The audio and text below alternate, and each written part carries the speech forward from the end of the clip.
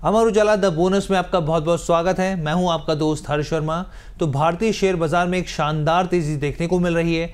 Foreign institutional investor यानी FIIs ने भी जोरदार वापसी करी है। लगातार 8 दिनों से खरीदारी जारी है और एफआईज और फॉरेन पोर्टफोलियो इन्वेस्टर का आप देखिए साफ तौर पे जो रुख है वो अक्सर भारत की आर्थिक संभावनाओं और कंपनियों के भविष्य को लेकर उनका नजरिया दिखाता है। लेकिन ये भी सच है कि सिर्फ साल 2025 के पहले 3 महीनों में ही उन्होंने 1.16 लाख करोड़ की वैल्यू की इक्विटी शेयर बेच डाले थे। वहीं दूसरी ओर ये डाटा भी निकल कर आया है कि एफआईज ने चुनिंदा छोटे शेयरों में अपनी हिस्सेदारी को बढ़ाया है। तो आइए उन तमाम स्टॉक्स के बारे में जानते हैं कि कौन से ऐसे छोटे स्टॉक्स हैं जिस पर एफआईज जो हैं वो काफ़ी बुलिश दिख रहे हैं। तो सबसे पहला स्टॉक है धनलक्ष्मी बैंक का। तो देखिए धनलक्ष्मी बैंक एक निजी क्षेत्र का बैंक है और इस स्टॉक की कीमत करीब 28 रुपये के आसपास से ट्रेड कर रहा है, जिसमें वित्त वर्ष 2024-25 की चौथी तिमाही में एफआईज की जो हिस्सेदारी थी उसमें भारी बढ़ोतरी देखने को मिली है, यानी कि FY25 के Q4 में। और इस तिमाही में एफआईज की जो हिस्सेदारी है 8.31% उन्होंने बढ़ाई है, जिसमें कुल एफआईज की हिस्सेदारी अब बढ़कर कितनी हो गई है 15.26%, यानी कि करीब करीब 5% की हिस्सेदारी से ज़्यादा की बढ़ोतरी इसमें देखने को मिली है चौथे क्वार्टर में। आपके सामने स्क्रीन पर मार्केट कैप 1160 करोड़ के आसपास है और जो स्टॉक की कीमत करीब 29 रुपये के आसपास है और एफआईज जो स्टेक है वो बढ़कर 15.5% के आसपास पहुंच गया है। अब अगर मैं आपको बताऊं तो धनलक्ष्मी बैंक का जो नेट एनपी है Q3 की बात करें FY25 के, वो घटकर 0.86% रह गया, जो कि पिछले वित्तीय वर्ष की समान तिमाही में 1.27% था। यानी कि यहाँ पर इस मोर्चे में एक अच्छी स्थिति देखने को मिली है, हालांकि Q4 के नंबर आनी बाकी है। अब अगला स्टॉक कौन सा है? अगला स्टॉक है Aptus value housing finance India limited.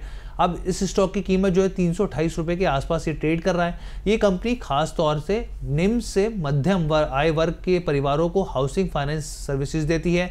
इस कंपनी में जनवरी-मार्च 2025 तिमाही के दौरान अपनी एफआईज होल्डिंग में 5.88% की बढ़ोतरी दर्ज की है, जिसमें कुल एफआईज की होल्डिंग जो है वो 27.74% हो गई है। अब आप खुद सोचिए यहाँ पर कि 16,000 करोड़ का मार्केट कैप है, 328 रुपये का स्टॉक है और एफआईज ने इसमें करीब 6% और बढ़ोतरी कर ली और जो टोटल होल्डिंग हो गई, एक अच्छी खासी बड़ी होल्डिंग हो गई है, 27.5% से ज़्यादा की होल्डिंग है यहाँ पर। और बीते लगातार 9 तिमाहियों में 9 क्वार्टर में कंपनी की सेल्स और नेट प्रॉफिट में साल दर साल में 20% से अधिक की वृद्धि हुई है। तीसरी तिमाही की अगर हम लोग बात करें तो कंपनी की जो बिक्री है 450 करोड़ तक पहुंच गई, जबकि एक साल पहले वो 351 करोड़ थी। चौथा क्वार्टर के नंबर आएंगे तो हम लोग वो भी आपसे साझा करेंगे। इसके साथ ही मोक्ष ऑर्नामेंट्स की बात करते हैं, तीसरा स्टॉक है यहाँ पे मोक्ष ऑर्नामेंट। अब यहाँ पे ये काफ़ी फेमस है, हम स्क्रीन पे दिखाते हैं फ्लैश करके जो स्टॉक है। यहाँ पे मोक्ष की हम लोग बात कर रहे हैं तो यहाँ पे क्या है, ज्वेलरी मैन्युफैक्चर और साथ ही होल सेल है।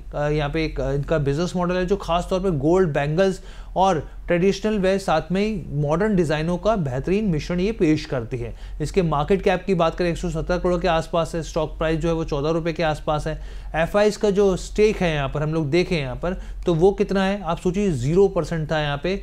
आप तीसरे क्वार्टर की अगर आप बात करें यहाँ पे तो तीसरे क्वार्टर से आप बढ़कर यहाँ पे चौथे क्वार्टर में 8.2% हो गया। यहाँ पे सीधा 7% के आसपास हुआ, 0 से उछाल मार के 7% के आसपास पहुंचता हुआ दिखा है। तो ये हो गया यहाँ पर इस स्टॉक की बात मोक्ष ऑर्नामेंट की। और साथ में आपको बता दें कि ये तेज़ी है साफ तौर पे हिस्सेदारी जो दिखा रही है विदेशी निवेशकों की, एक पोटेंशियल एक ग्रोथ की संकेत करती है। हालांकि आपको जहाँ पे भी निवेश करना हो आप अपने एक्सपर्ट से ज़रूर पूछिए, यहाँ पे वित्तीय सलाहकार की राय ज़रूर लीजिए। इसके अलावा और कौन सा स्टॉक है, रीटेक इंटरनेशनल कार्गो कोरियर। ये एक अलग अलग सेक्टर्स में काम करने वाली लॉजिस्टिक और सप्लाई चेन सोल्यूशन सर्विस देने वाली कंपनी है।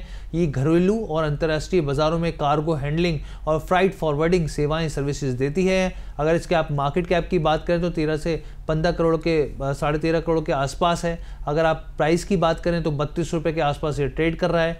एफआई स्टेक की बात करें यहाँ पर तो आप अगर FY25 के Q3 में देखें तो बिल्कुल नहीं था, एफआई स्टेक ना के बराबर था और वहाँ से वो बढ़कर करीब 4.5% से ज़्यादा हो गया है।